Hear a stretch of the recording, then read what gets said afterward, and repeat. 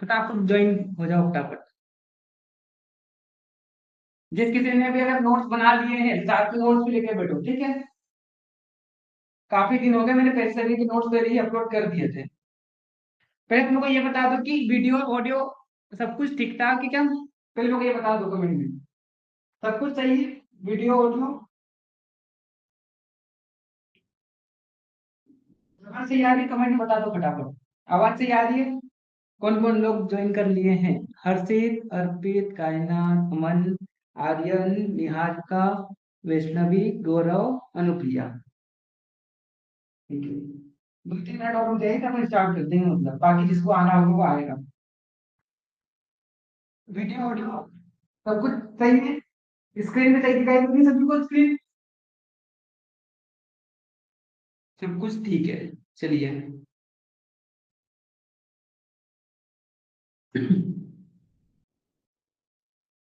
एक मानस ज्वाइन किया भाई।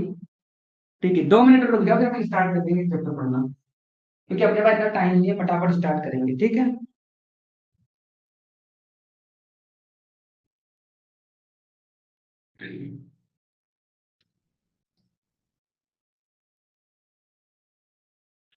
आज हम पढ़ेंगे क्या, पेसिस ठीक, और आज हम पूरा चैप्टर को फिनिश कर देंगे।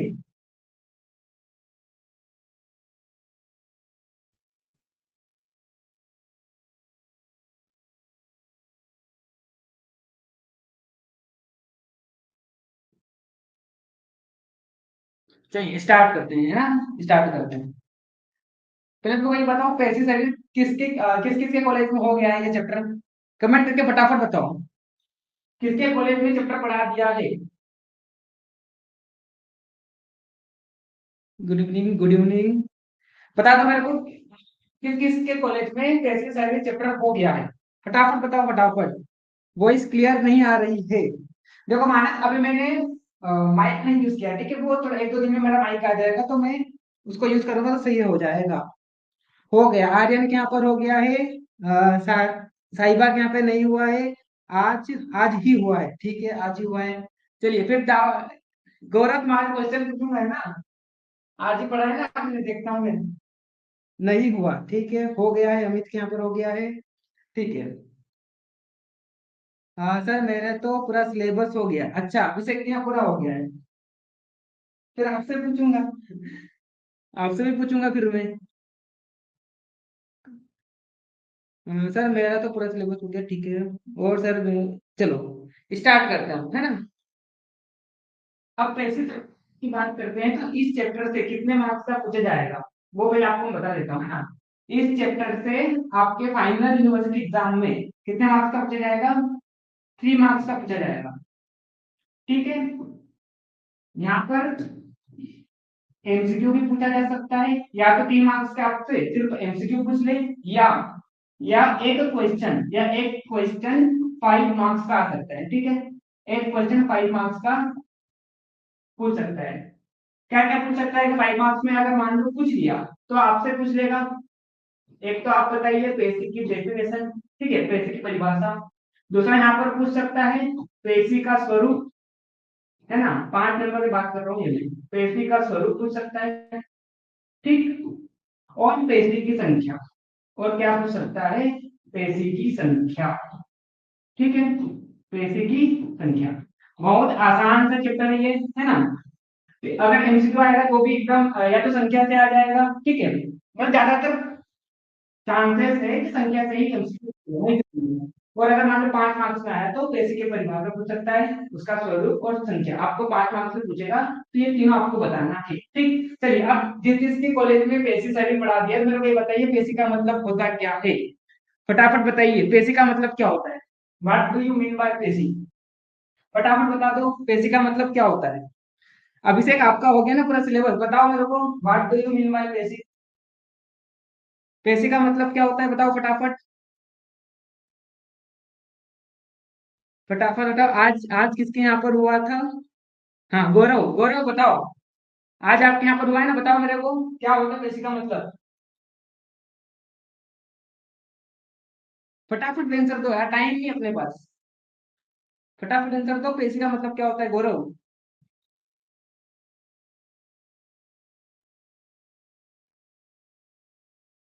दोबारा नहीं आ रहा क्या? ठीक है, चलो मैं ही बताता हूँ। देखो, पेशी की बात करते हैं। पेशी का मतलब क्या होता है? एक प्रकार से अकॉर्डिंग टू मॉडल अगर हम इसे कोरिलेट करें तो इसे आप मसल्स भी बोल सकते हो। इसे आप क्या बोल सकते हो? इसे मसल्स भी बोल सकते हो। ठीक है। अब आगे यहाँ पर आगे हम दलहन के अकॉर्डिंग इसकी डेफिनेशन देखेंगे। तो दलहन ने इसकी डेफिनेशन दी है। क्या डेफिनेशन दी है? पेशी मांस खंड। क्या डेफिनेशन दी है? पेशी मांस खंड। मांस के खंड को ही हम क्या कहते हैं? मांस के खंड को ही पेशी कहते हैं। ठीक है। देखो क्या होता है, आप सबको पता है कि हमारी बॉडी में 7 धातुएं प्रेजेंट होती है। रस, रक्त, मांस, मेद, अस्थि, मज्जा, शुक्र। तो ये जो मांस धातु है, मांस धातु है, इसमें क्या होता है, आगे हम इसकी उत्पत्ति देखेंगे तो वहां पर आपको ये देखने को मिलेगा कि मांस धातु में जब उष्मा युक्त वायु यानी कि पित्त युक्त वायु जब क्या करती है, उसमें प्रवेश करती है, तो ये जो मांस धातु है, मांस धातु का क्या कर देती है? मांस धातु का खंडन कर देती है, यानी कि मांस धातु को टुकड़ों में बांट देती है। तो ये जो विभक्त हुई मांस धातु है, इसे ही हम क्या कहते हैं? इसे ही हम पेशी कहते हैं।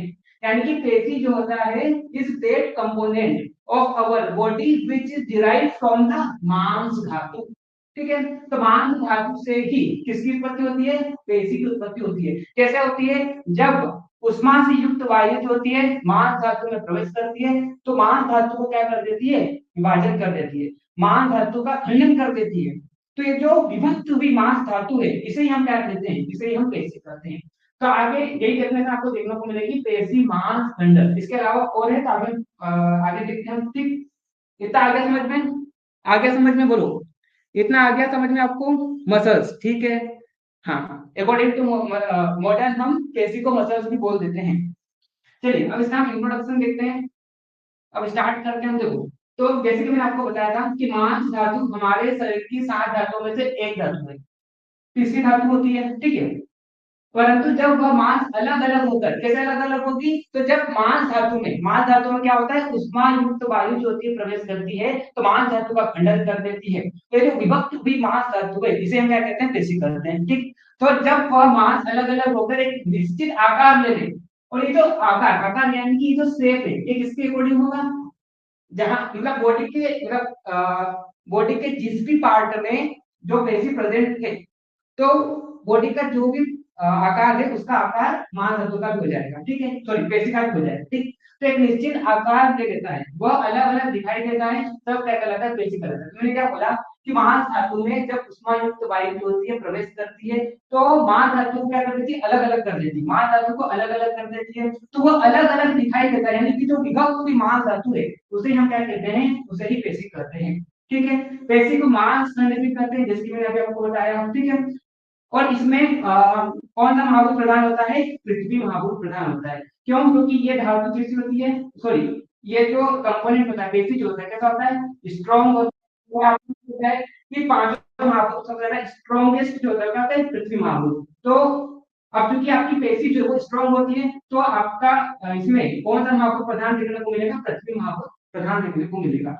शरीर का आधा वजन लगभग मांसपेशियों का ही होता है, ये आप सभी को पता है। जब आप नीट की प्रिपरेशन कर रहे थे, जब आपने मसल चैप्टर पढ़ा था, तो वहां पर आपने एक लाइन पढ़ी थी कि 50% वेट जो होता है बॉडी का कंट्रीब्यूटेड बाय मसल्स। तो वो चीज यहाँ पर लिखी हुई है कि शरीर का आधा वजन यानी कि 50% वेट जो होता है बॉडी का, वो कौन कंट्रीब्यूट करता है? वो पेशी कंट्रीब्यूट करती है।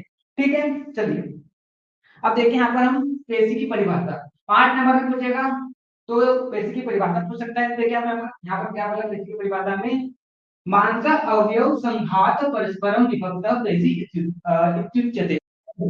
और ये जिससे मैंने पीपीटी बनवाई है ना, उसमें काफी ज्यादा यहाँ पर मिस्टेक करी है। अब आगे जाएंगे तो मात्राओं में काफी ज्यादा मिस्टेक करी है। अब हालांकि मैंने क्या चेक नहीं किया, और जब मैं अभी लेक्चर लेने आया उससे पहले मैंने चेक किया, तब मेरे को पता चला कि कोई गलती में हूँ ना। ठीक है। चलिए, तो क्या बना यहाँ पर? मांस अवयव संघात परस्परम विभक्त पेशी इत्युच्यते, यानी कि मांस अवयव संघात को परस्पर अलग करने वाली क्या कहलाती है? पेशी कहलाती है। जैसे कि मैंने अभी आपको बताया, कि मांस धातु में जब क्या होता है? उष्मा युक्त वायु प्रवेश करती है, तो मांस क्या करती है? विभाजन कर देती है। ठीक है। तो ये जो मांस अवयव संघात यानी कि मांस के कंपोनेंट जो एक दूसरे, मांस जो था, मांस के कंपोनेंट जो एक दूसरे से जुड़े हुए थे, तो उसमें जब वायु प्रवेश की दोनों क्या हो गए, अलग हो गए। तो जो अलग हुए तो अलग होकर क्या बन गए, वो पेशी बन गए। ठीक है, तो वही चीज यहाँ पर लिखा हुआ है कि देखिए इंग्लिश में देखिए, mass in general term describe under सप्त धातु in compact form, but when it differentiated get separated from each other। ठीक है, तो इनके कंपोनेंट अलग अलग होकर क्या बनाते हैं, पेशी बनाते हैं। ठीक है, तो देखिए यहाँ पर मानसा अवयव संघात को परस्पर अलग करने वाली क्या कहलाती है, पेशी कहलाती है। यानी कि आपकी जो मान धातु है, मान धातु विभक्ति मान धातु जो होती है वो क्या कहलाती है, वो पेशी कहलाती है। ठीक, ये डेफिनेशन हो गई। अब हम थोड़ा आगे बढ़ते हैं। अब देखिए जैसे कि मैं आपको अभी शुरुआत में बताया था, पेशी मांस खंड, यानी कि मांस का खंड जो है उसे हम क्या कहते हैं, पेशी। एक प्रकार का मतलब बोल लो कि मांस के जो टुकड़े हैं वही क्या कहलाते हैं, पेशी कहलाते हैं। ठीक, जो भाई दलान ने डेफिनेशन दी थी और क्या बोला कि मांस खंड, मांस के जो खंड है वही क्या कहलाता है, पेशी कहलाते हैं। अब हम इसकी ओरिजिन की बात करते हैं, तो वही बार बार वही चीज आएगी यहाँ पर, आपको देखने को मिलेगी। जैसे कि आप यहाँ पर देखिए, जैसे कि मैंने आपको अभी बोला कि मांस धातु में जब उष्मयुक्त वायु क्या करती है, प्रवेश करती है, तो मांस जो होता है वो क्या होता है, अलग अलग हो जाता है। तो जो अलग यानी कि विभक्त हुआ मांस जो है, इसे हम क्या कहते हैं, पेशी कहते हैं। तो देखो यहाँ पर उत्पत्ति, उत्पत्ति यहाँ पर बताइए किस प्रकार से पेशी की उत्पत्ति होती है। तो यहाँ पर श्लोक दिया यथार्थ उष्माना, उष्माना यानी कि उष्मा, उष्मा यानी कि पित्त आप बोलते थे। ठीक है, पित्त आप बोलते, ठीक है। यथार्थ उष्माना युक्तो वायु स्रोतंसी दाह्य। ठीक है, तो जो इसका मतलब क्या हो गया, इसका मतलब ये हो गया, इस लाइन का मतलब ये हो गया कि पित्त से युक्त वायु, इसका मतलब ये हो गया कि पित्त से युक्त वायु जिस प्रकार से क्या करती है, जिस प्रकार से स्रोतांशी दाह्य, जिस प्रकार से स्रोतसों के द्वारों को खोलती है, स्रोतसों के द्वारों को खोलती है। क्या बोला मैंने, उसमें युक्त वायु जिस प्रकार से स्रोतसों को खोलती है, ठीक उसी प्रकार से, ठीक उसी प्रकार से क्या होता है, अनुप्रविश्य पिशितम, पिशितम यानी कि मांस। तो ठीक उसी प्रकार से क्या होता है, ये जो पित्त युक्त वायु है वो भी क्या करती है, मांस में प्रवेश करती है, प्रवेश करती है और क्या कर देती है, मांस को विभाजित कर देती है और क्या बनाती है, पेशी बनाती है। ठीक है, तब देखिए यहाँ पर जिस प्रकार से, अब देखो मैंने बोला था ना कि बहुत ज्यादा मिस्टेक करी थी। यहाँ पर क्या लिखा है, जस्ती प्रकार पतित से युगत वायु, तो टेंशन मत लो। अब मैं जो बोल रहा हूँ उस पर ध्यान दो। तो जिस प्रकार से क्या हुआ, जिस प्रकार से इसको पित्त से युक्त वायु अपने अपने प्रयोजन के अनुसार स्रोतों को खोलती है, उसी प्रकार से पित्त युक्त वायु जो होती है मांस में प्रवेश करती है और उसे पेशियों में विभाजित कर देती है। ठीक है, तो वही चीज बार बार आ रही है। अभी तक हम जितना भी पढ़े ना उसका एक ही मीनिंग है कि जब क्या होता है, मांस में पित्त युक्त वायु क्या करती है, प्रवेश करती है, तो मांस क्या कर देती है, विभाजित कर देती है। तो ये जो विभक्त हुई मांस जो है इसे ही हम क्या कहते हैं, पेशी करते हैं। और यही इसका क्या है, ओरिजिन है। ठीक है, इसी प्रकार से क्या होता है, पेशी का क्या होता है, पेशी की उत्पत्ति होती है। ठीक, चलिए। तो आप देखिए यहाँ पर जो चीज हिंदी में लिख के आया, तो इंग्लिश मीडियम वाले स्टूडेंट्स के लिए देखिए यहाँ पर at the time of development the वायु महाभूत एलोंग विद द उष्म गुण यानी कि पित्त युक्त वायु, ठीक है, हेल्प्स टू ओपन द स्रोतस and also hinder mass and helps to develop this. ठीक है, तो क्या होता है, पित्त युक्त वायु जिस प्रकार से स्रोतसों में प्रवेश करती है और स्रोतसों के द्वार को खोलती है, ठीक उसी प्रकार से क्या होता है, मांस में, ठीक उसी प्रकार से क्या होता है, मांस में पित्त युक्त उष्मा युक्त वायु जो होती है प्रवेश करती है और मांस को विभाजित कर देती है। और जो खंडन यानी कि विभक्त की मांस है इसे हम क्या कहते हैं, इसे हम पेशी, यानी कि इस प्रकार से क्या होता है, पेशी का डेवलपमेंट होता है। ठीक है, तो एकदम आसान चैप्टर है। ठीक, आपको भी लग रहा होगा अभी तक मैंने जितना पढ़ाया उसका कंक्लूजन यही है कि क्या होता है, पित्त युक्त वायु जब मांस धातु में प्रवेश करती है तो क्या करती है, मांस का विभाजन कर देती है। तो जो विभक्त की मांस धातु है इसे हम क्या कहते हैं, पेशी कहते हैं। ठीक, चलिए बहुत आसान चैप्टर है,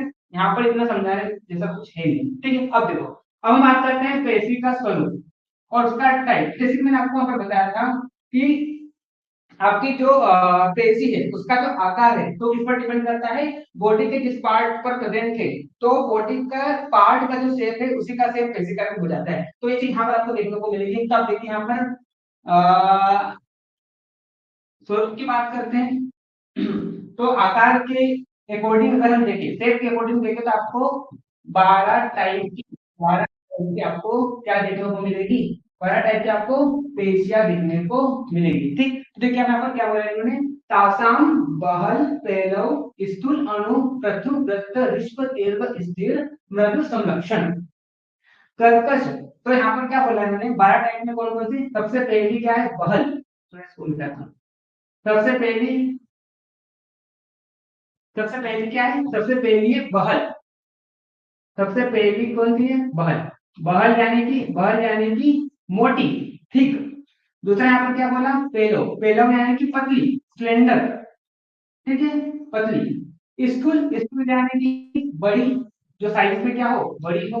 ठीक है, अणु। अणु यानी कि जिसका साइज क्या हो, छोटा हो। जिसका साइज क्या हो, छोटा हो। ठीक है, अगला क्या बोला, प्रतु। प्रतु यानी कि जो चपटी, फ्लैट हो। ठीक, वृत्त। वृत्त यानी कि गोलाकार। वृत्त यानी कि क्या जाएगा, गोलाकार आकार की। उसके बाद ऋष्व। ऋष्व यानी कि छोटी, और यहाँ पर छोटी जो है ये किस बेसिस पर बात कर रहा है, लेंथ के बेसिस पर बात कर रहा है। ठीक है, उसके बाद दीर्घ। दीर्घ यानी कि लंबी।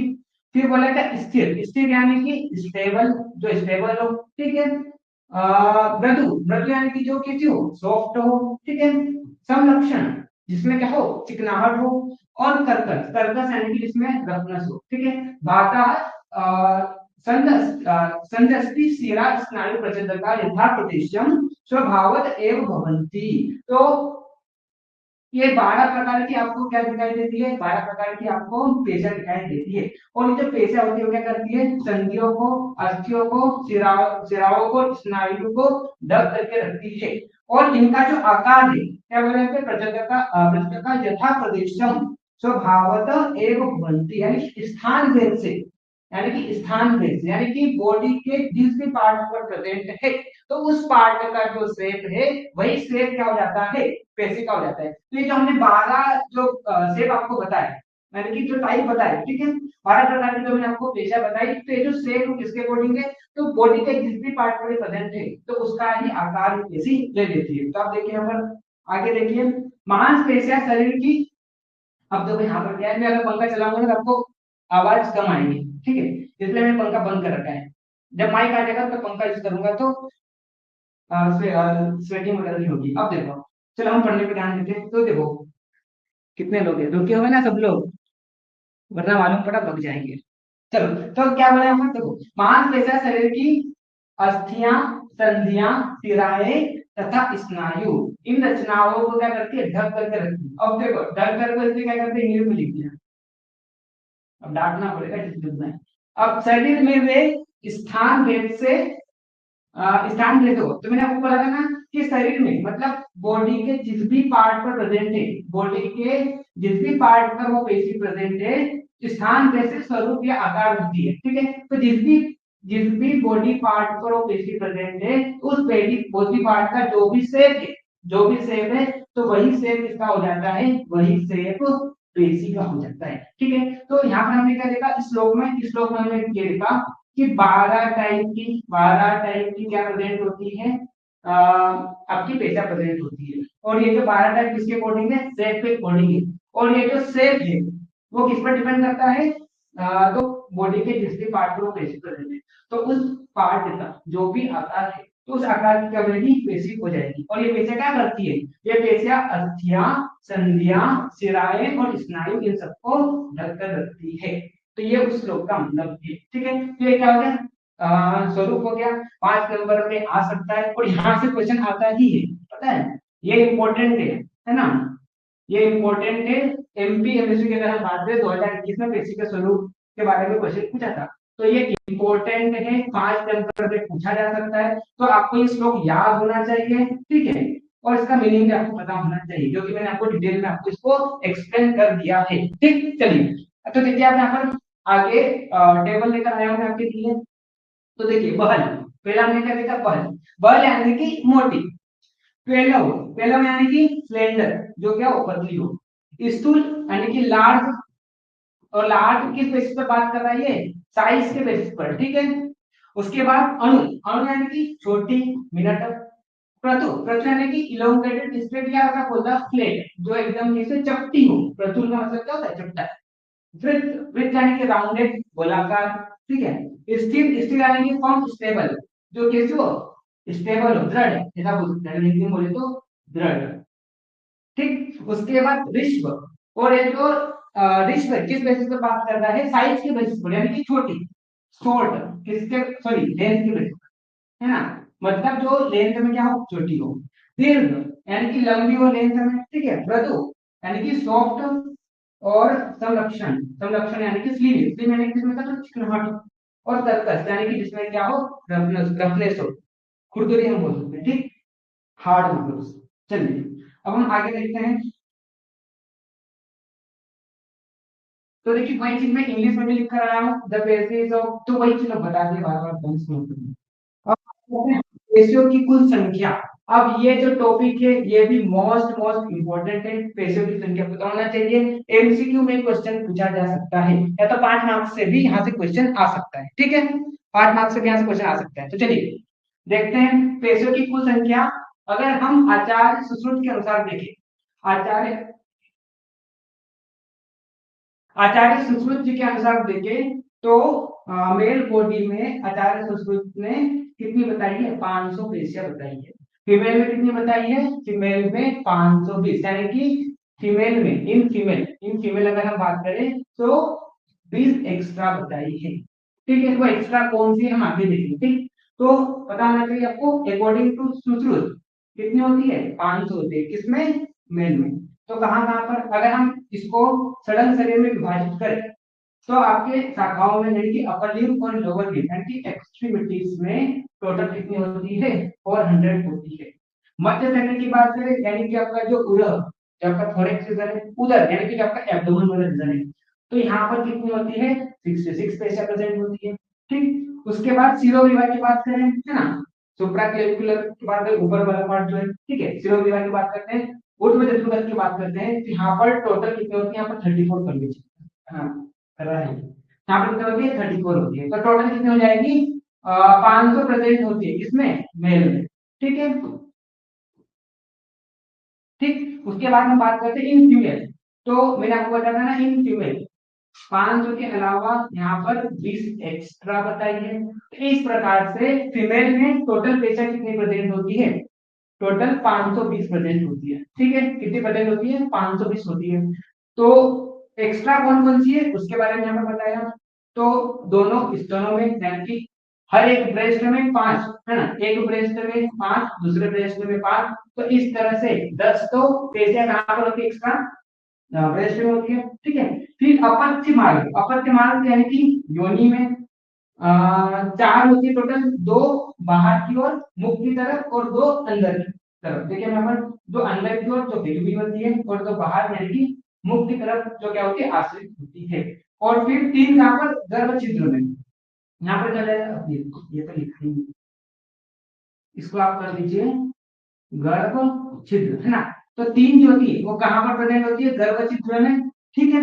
और शुक्र तथा आर्तों को प्रविष्ट करने वाली 3, तो इस प्रकार से ये जो 20 एक्स्ट्रा होती है, तो इस प्रकार से टोटल फीमेल में कितनी होती है, 520 पेशियां प्रेजेंट होती है। कितनी होती है, 520 पेशियां प्रेजेंट होती है। भाई अगर हम मेल की बात करते हैं, तो मेल में टोटल कितनी होती है, 500 होती है, ठीक है। वही अगर हम आचार्य चरक जी के अनुसार बात करें, तो चरक जी ने भी टोटल जो पेशियों की संख्या बताई है वो कितनी बताई है, 500 बताई है। अब मेरे को आप बताइए अकॉर्डिंग टू मॉडर्न कितनी मसल्स प्रेजेंट होती है, आप बताइए अकॉर्डिंग टू मॉडर्न कितनी प्रेजेंट होती है, अकॉर्डिंग टू मॉडर्न कितनी मसल्स प्रेजेंट होती है, बताइए फटाफट।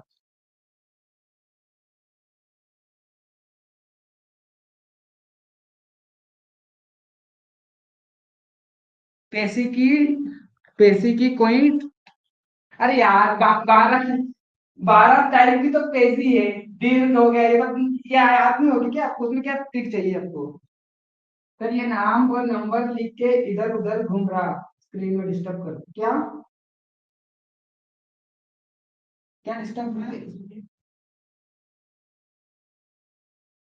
सर ये श्लोक याद करना है, हाँ। देखो स्वरूप का श्लोक आप याद कर लो, देखो अगर 5 नंबर में आया तो श्लोक को श्लोक के साथ अगर आप डिस्क्रिप्शन लिखेंगे मजा आ जाएगा, ठीक है। हाँ सही है, 639 अकॉर्डिंग टू मॉडर्न कितनी मसल्स प्रेजेंट होती है? 639। ठीक है, आ रहा है समझ में सभी को? सभी को समझ में आ रहा है? बताओ फटाफट। कमेंट कर दिया करो यार, क्योंकि टाइम नहीं है। देखो लाइव सेशन में ये देता है कि टाइम वेस्ट होता है थोड़ा, अगर आप फटाफट कमेंट नहीं करोगे तो। आगे समझ में आ रहा है? ठीक है, आ रहा है। उम्मीद, किसी को कोई डाउट है पूछ सकते, किसी को कोई डाउट हो पूछ सकता है। ठीक है, आ रहा है? ठीक है, आ रहा है। चलिए, तो अकॉर्डिंग टू मॉडर्न अगर हम देखें, है ना, तो देखिए आप यहाँ पर टोटल मसल्स कितनी होती है? 639, और चरम के अनुसार देखें तो 500। ठीक है, आसान चैप्टर है यार, इसमें कोई रॉकेट साइंस नहीं है। और रही बात टाइप की, तो श्लोक याद कर लो यार। वो और वो सारी चीजें जो नाम दिए गए हैं वो सारे तो आपने सुने हुए हैं, ऐसा थोड़ी ना कि कुछ नई चीज आ रही है। बस थोड़ा आपको हमारा मेहनत करना है, बस नाम याद करना है। चलिए, अब ना इम्पोर्टेंट ऑफ बेसिक, बेसिक के इम्पोर्टेंट की बात करते हैं। तो देखो आगे आपने क्या बोला? सीरम स्नायु अस्थि पर्वाणि संदेह च शरीर रानम। ठीक है, पेशी भी संवर्गा अन्यत्र बलवंती भवन्त्यतः। तो यहाँ पर क्या बोला कि पेशी जो होती है, हमने कहीं नहीं देखा था, पेशी जो होती है क्या करती है? शिराओं को, स्नायु को, अस्थि पर्व को और संधियों को, इन सबको क्या करके रखती है? इन सबको ढक कर रखती है।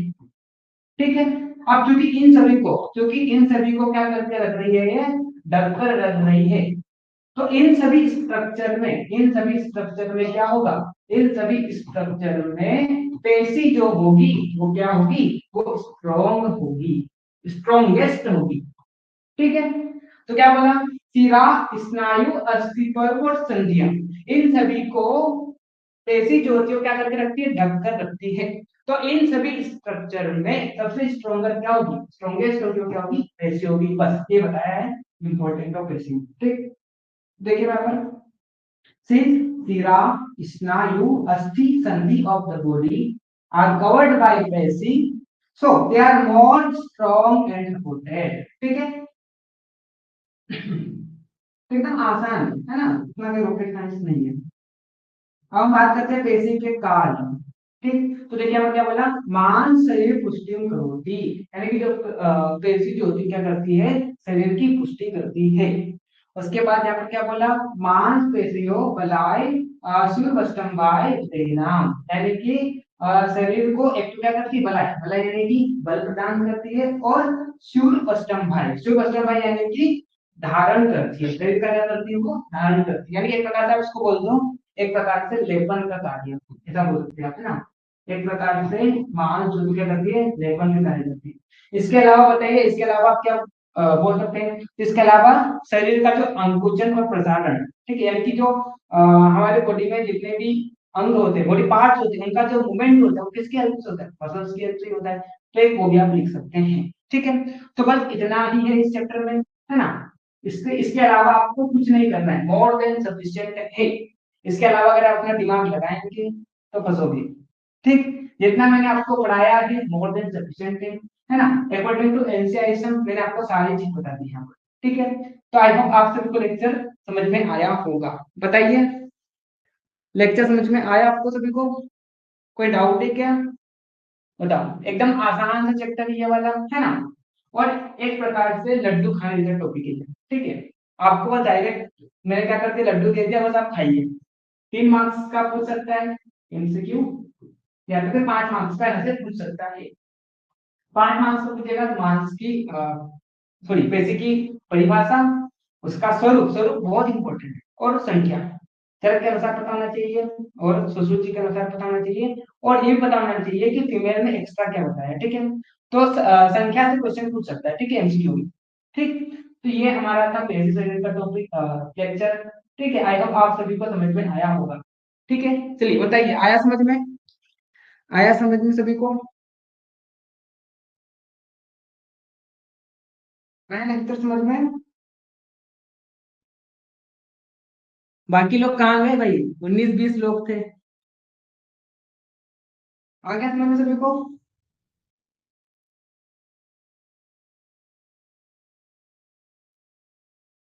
कोई डाउट हो तो पूछ सकते हो आप, कोई डाउट हो तो पूछ सकते हो। If you have any doubt you can ask. कोई डाउट हो तो आप पूछ सकते हो, या तो हम सेशन को एंड करते हैं। आ गया समझ में? थोड़ी देर में ये रिकॉर्डिंग जो है वो अपलोड हो जाएगी एप्लीकेशन में, ठीक है। तो अगर आपको कोई चीज नहीं भी समझ में आई हो तो आप थोड़ा देख करके देख लेना, ठीक। वैसे तो समझ में आई नहीं होगी, आ ही जाना चाहिए, इतना भी रॉकेट साइंस नहीं है चैप्टर में, है ना। चलिए, तो मिलते हैं नेक्स्ट लेक्चर में, तब तक के लिए okay bye, see you again.